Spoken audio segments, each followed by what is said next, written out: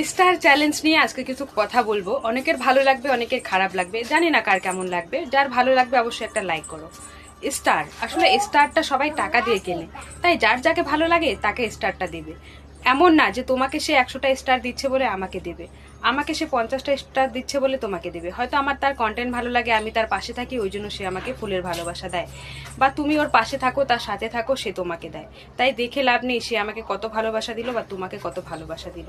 সবাই চেষ্টা করবে যে ফেসবুক চ্যালেঞ্জটা দিচ্ছে, উইকলি চ্যালেঞ্জটা, 50টা বন্ধু লাগবে, 50টা রিপ্লাই লাগবে, বা হচ্ছে কি বলে তোমার রিয়াক্ট লাগবে, ওটা পূরণ করার। এটা ফেসবুক দেখে। হ্যাঁ, ফুলের চ্যালেঞ্জটা যদি সপ্তাহে সপ্তাহে পূরণ হয়ে যায় তাহলে ওখান থেকে একটা আর্নিং হয়, এটা বলতে পারো যে ওখান থেকে কিছু আর্নিং করার জন্য ফুলের চ্যালেঞ্জটা কমপ্লিট হওয়া খুবই দরকার।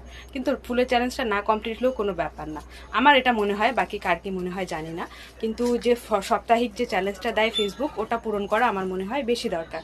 তো কার কি রায় অবশ্যই একটু বলে যেও। আমার তো ওটাই রায়। আমার কোনো কোনো সময় কমপ্লিট হয়ে যায়, কোনো কোনো সময় হয় না, কোনো ব্যাপার না সেটা নিয়ে।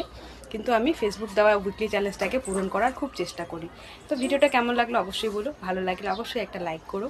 আর যদি খারাপ বলে থাকি ছোটো বোন হিসাবে প্লিজ ক্ষমা করে দিও, কারণ সবার তো মনের মতন হওয়া যায় না। একটা মানুষ, অনেকের ভিডিওটা ভালো লাগবে আবার অনেকের খারাপও লাগবে।